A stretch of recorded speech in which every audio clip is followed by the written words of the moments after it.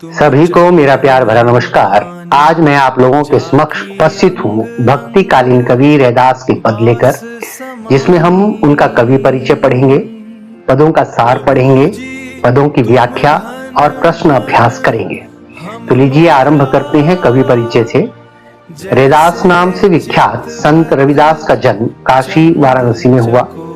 उनका जीवन काल 15वीं शताब्दी सन 1388 से 1518 माना जाता है। रैदास संत कवियों में गिने जाते हैं। उन्होंने बाह्य आडंबरों का खंडन कर मन की शुद्धता और आंतरिक भक्ति को ही सच्चा धर्म माना है। रैदास ने अपनी काव्य रचनाओं में सरल व्यवहारिक ब्रज भाषा का प्रयोग किया है, जिसमें अवधी, राजस्थानी, खड़ी बोली और उर्दू फारसी के शब्दों का भी मिश्रण है।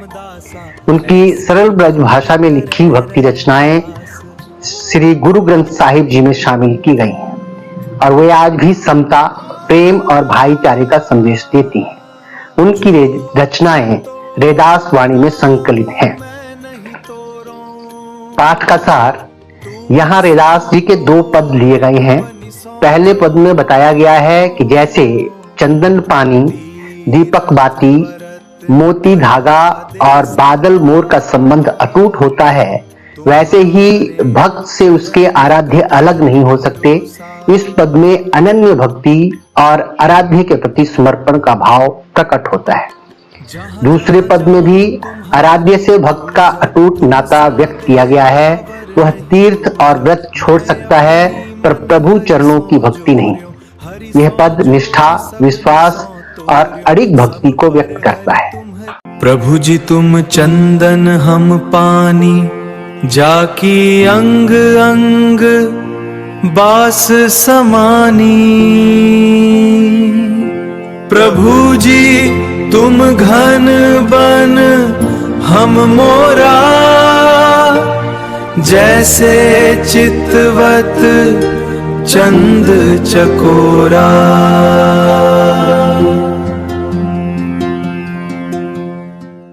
प्रभु जी तुम दीपक हम बाती, जाकी ज्योति बरै दिन राती। प्रभु जी तुम मोती हम धागा, जैसे सोन ही मिलत सुहागा। प्रभु जी तुम स्वामी हम दासा, ऐसी भक्ति करे रैदास।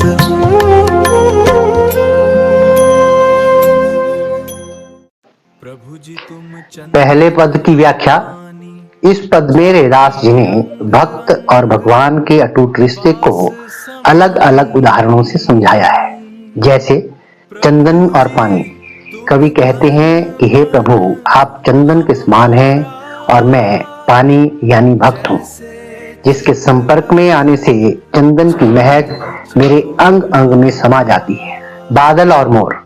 जैसे काले बादल प्रभु को देखकर जंगल में मोर नाचने लगते हैं, वैसे ही मैं आपकी भक्ति में लीन हो जाता हूँ। जैसे चकोर पक्षी बिना पलक झपकाए हमेशा चंद्रमा को देखता रहता है, वैसे ही मैं आपको निहारता हूँ। दीपक और बाती। आप उस दीपक के समान हैं जो हमेशा जलता है और मैं उसमें जलने वाली बाती हूँ, जो दिन रात आपकी भक्ति की ज्योति जलाती है। मोती और धागा। जैसे मोती को पिरोने के लिए धागे की जरूरत होती है, वैसे ही मैं आपके साथ जुड़ा हुआ हूँ। जैसे सोने में सुहागा मिलाने से उसकी चमक बढ़ जाती है, वैसे ही आपकी संगति से मेरा जीवन पवित्र हो जाता है। स्वामी और दास का संबंध। अंत में रैदास जी कहते हैं कि हे प्रभु, आप मेरे स्वामी हैं और मैं आपका तुच्छ सेवक। मेरी भक्ति का भाव यही है। जो तुम तोरो राम मैं नहीं तोरो, तुम सो तोरी कवनि सो जोरो। तीरथ बरत न करो अदेसा, तुम्हारे चरण कवल भरोसा।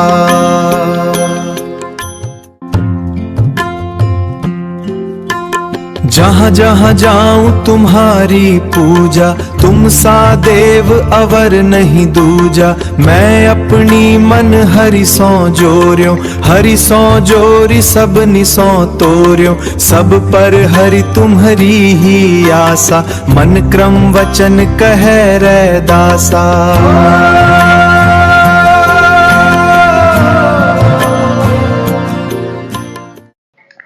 दूसरे पद की व्याख्या। दूसरे पद में रैदास जी कहते हैं कि हे प्रभु, तुम भले ही मुझसे प्रीति करना छोड़ दो, किंतु मैं तुमसे प्रीति करना नहीं छोड़ूंगा।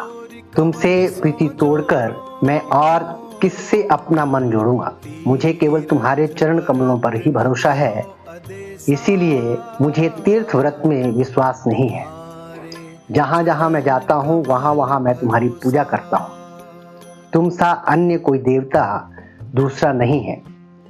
मैं अपना मन हरि से जोड़ चुका हूँ और अन्य सभी देवताओं से अपना मन हटा लिया है।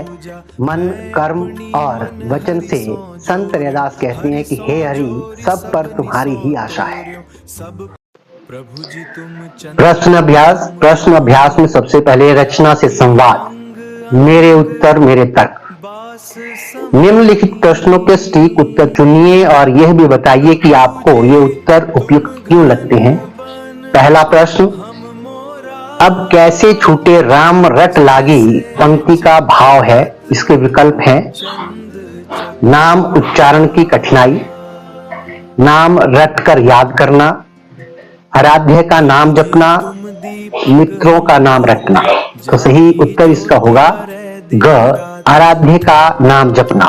क्यों? क्योंकि आराध्य राम का नाम जपने में इतना आनंद है कि उसकी आदत छुड़ाए नहीं छूटती। दूसरा प्रश्न, प्रभु जी तुम चंदन हम पानी पंक्ति में आराध्य और भक्त का संबंध किस रूप में व्यक्त हुआ है। इसके विकल्प हैं एकाकार और समरूप, तरल और तीव्र सुगंध, आश्रय और आश्रित, द्रव्य और ठोस। तो इसका उत्तर रहेगा विकल्प क, एकाकार और समरूप, क्योंकि यहाँ आराध्य और भक्त को एकाकार होता दिखाया गया है। पानी में चंदन की सुगंध व्याप्त हो गई है, दोनों मिलकर समरूप हो गए हैं। प्रश्न 3, तुम दीपक हम बाती से रैदास का क्या भाव है। विकल्प हैं दीपक और बाती का कोई मेल नहीं होता, दीपक बिना बाती भी जल सकता है, भक्त आराध्य से अधिक महत्वपूर्ण है, भक्त का आराध्य से मेल जीवन को आलोकित करता है। तो इसका सही उत्तर होगा विकल्प घ, भक्त का आराध्य से मेल जीवन को आलोकित करता है। क्यों? क्योंकि दीपक और बाती के मेल से ही प्रकाश फैलता है, एक के बिना दूसरा प्रकाश नहीं दे सकता। प्रश्न 4, जो तुम तौरो राम मैं नहीं तौरो पंक्ति में रैदास का क्या आशय है। आपके विकल्प हैं परोपकारी भक्ति भाव, आराध्य से अटूट संबंध, सांसारिक मोह, कर्म कांड पर बल। तो इसका सही उत्तर होगा विकल्प ख, आराध्य से अटूट संबंध, क्योंकि इसमें भक्त रैदास पूरी तरह अपने प्रभु से अटूट संबंध रखना चाहते हैं, वे उनके बिना नहीं रह सकते।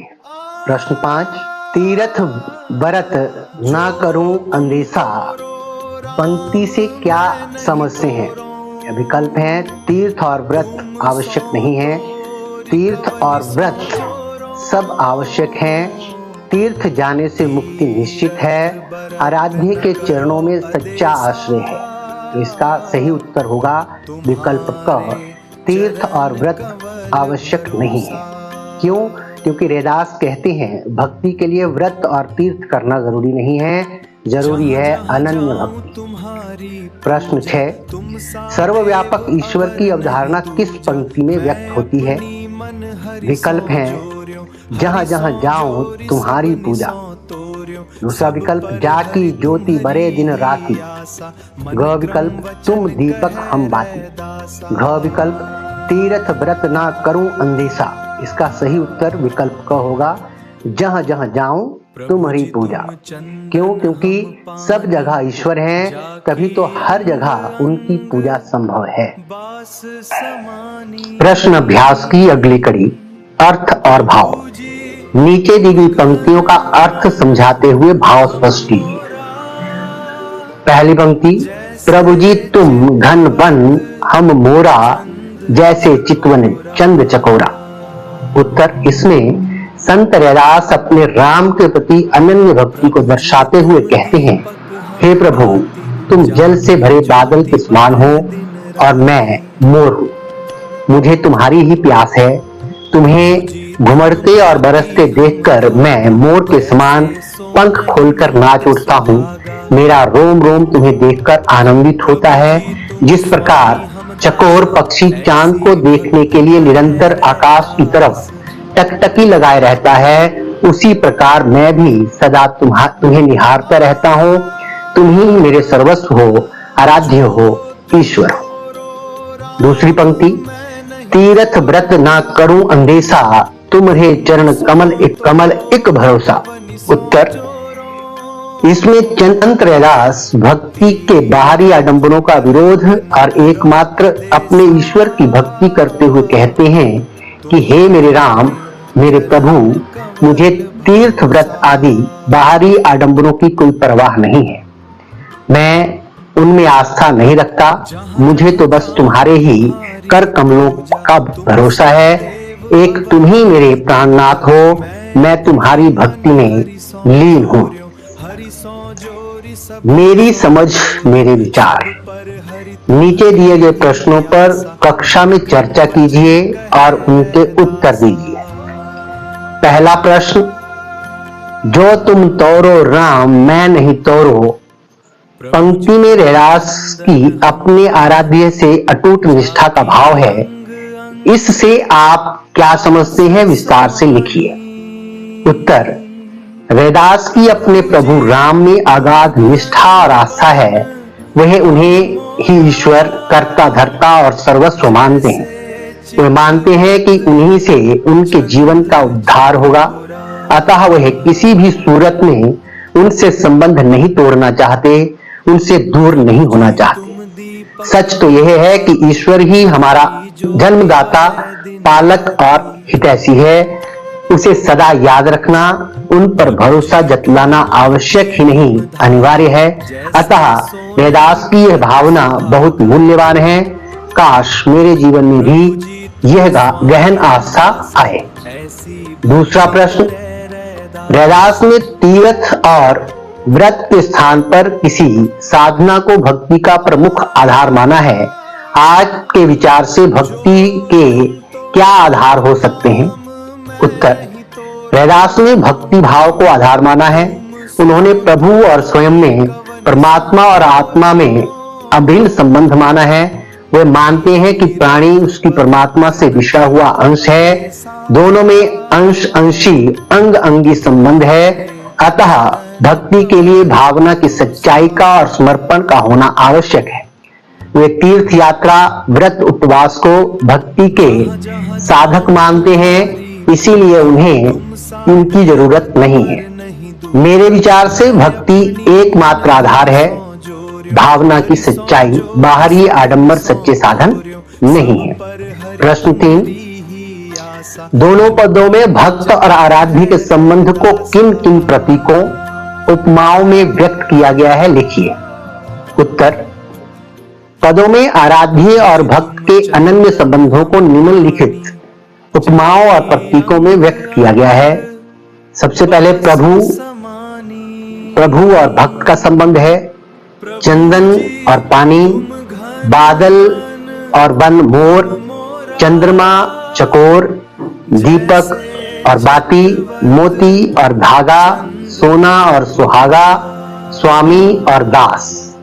राम ईश्वर हैं और भक्त रैदास हैं। विधा से संवाद, कविता का सौंदर्य। प्रभु जी तुम घनवन हम मोरा, जैसे चितवत चंद चकोरा। उपयुक्त पंक्ति में रेखांकित अंश पर ध्यान दीजिए। इसमें अनुप्रास अलंकार का प्रयोग किया गया है।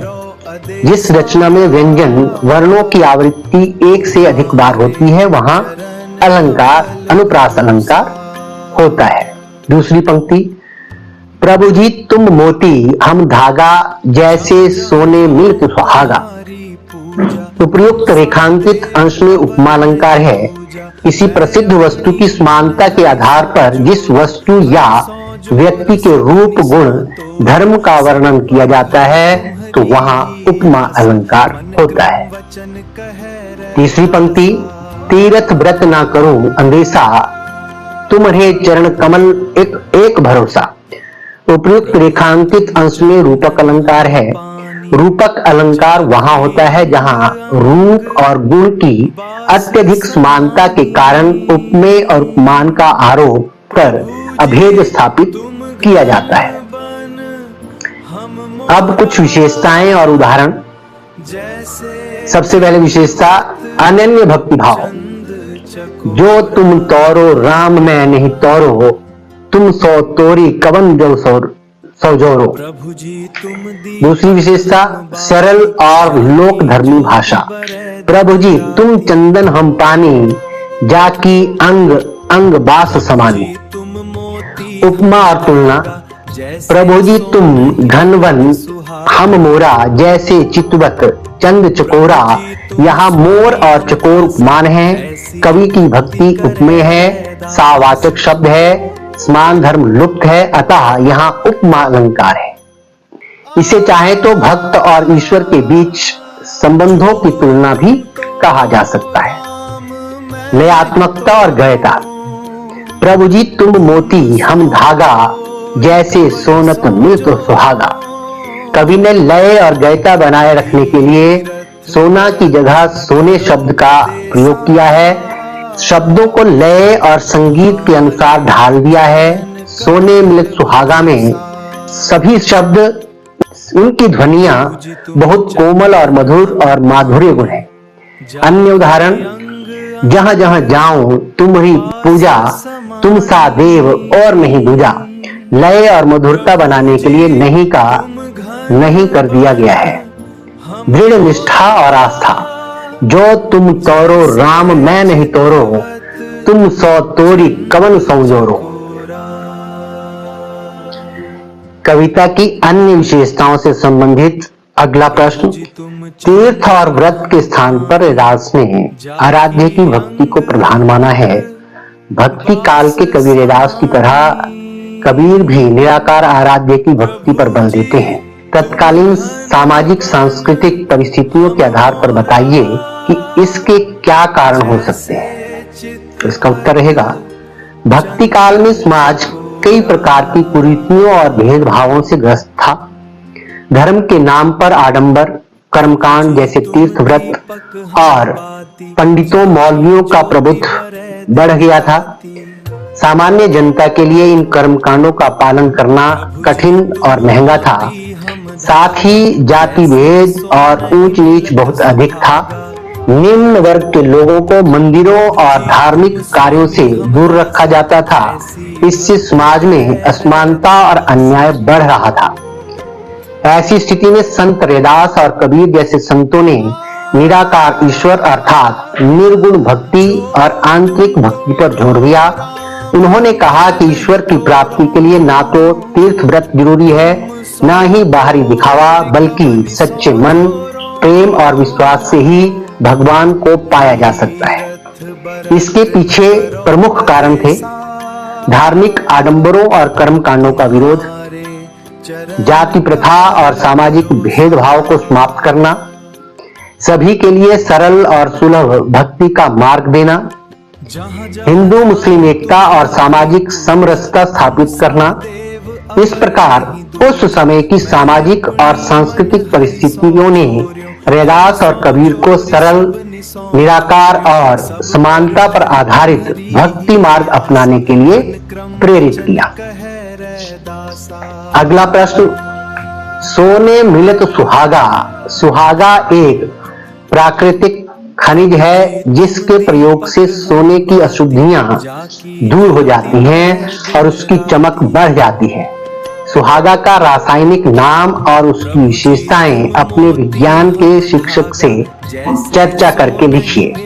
तो आप विज्ञान के शिक्षक से भी चर्चा कर सकते हैं।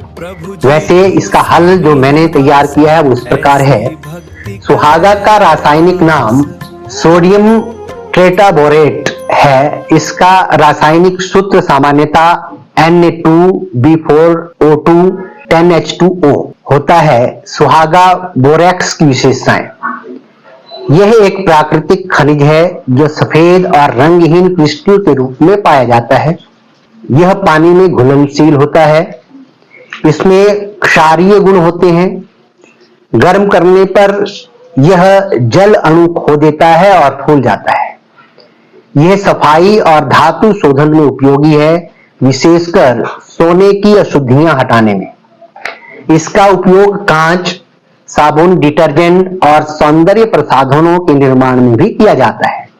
इसीलिए सोने मिलत सुहागा का अर्थ है किसी अच्छी वस्तु के साथ कुछ ऐसा जुड़ जाना जो उसे और भी अधिक श्रेष्ठ बना दे। 16वां प्रश्न, पठित पाठ में संज्ञा और सर्वनाम के तीन उदाहरण ढूंढकर लिखिए। ये प्रश्न आपको स्वयं करना है। जो संज्ञा और सर्वनाम शब्द मैंने आपको ढूंढ करके दिए हैं, इनको इसके अलावा आपने तीन शब्द और संज्ञा और सर्वनाम के ढूंढने हैं। मेरा उत्तर देखिए। दिए गए पदों से ही संज्ञा और सर्वनाम के उदाहरण चुनते हैं। सबसे पहले संज्ञा के उदाहरण, राम, चंदन, मोती। अन्य भी हो सकते हैं जैसे घन, दीपक, चरण, हरि आदि। सर्वनाम के उदाहरण देखिए, तुम, मैं, हम। अन्य उदाहरण हो सकते हैं तुम्हें, तुम सो आदि। अगला प्रश्न, रैदास के इन दोनों पदों में बहुत से ऐसे शब्द प्रयुक्त हुए हैं जिनके स्थान पर अन्य शब्दों का प्रयोग होता है। नीचे सूची में दिए गए शब्दों को देखिए। आप या आपके आसपास के लोग इन शब्दों के लिए किन अन्य शब्दों का प्रयोग करते हैं, लिखिए। शब्द हैं मोर, चकोरा, बाती, राती, सोने, तीर्थ, व्रत। तो इसका उत्तर रहेगा, इन शब्दों के लिए अन्य प्रचलित रूप। मोरा के लिए मोर, चकोरा के लिए चकोर एक पक्षी, बाती के लिए बत्ती, राती के लिए रात, सोने के लिए स्वर्ण या सोना, तीर्थ के लिए तीर्थ और व्रत के लिए व्रत शब्द का प्रयोग हमारे आसपास लोग करते हैं। यदि आप NCERT की नई पाठ्य पुस्तकों के सरल, सटीक और संपूर्ण समाधान प्राप्त करना चाहते हैं तो मेरे YouTube channel solution by Arvind Kumar को अवश्य देखें। यहाँ आपको मिलेंगे NCERT की नई पाठ्य पुस्तकों के अध्यायवार समाधान, हिंदी व्याकरण की सरल व्याख्या, हिंदी साहित्य के महत्वपूर्ण प्रश्नोत्तर, परीक्षा उपयोगी नोट्स एवं अध्ययन सामग्री, बोर्ड एवं प्रतियोगी परीक्षाओं की तैयारी हेतु विशेष वीडियो। मेरे वीडियो की नोटिफिकेशन पाने के लिए मेरे चैनल को सब्सक्राइब करें, वीडियो को शेयर, लाइक और कमेंट अवश्य करें। धन्यवाद।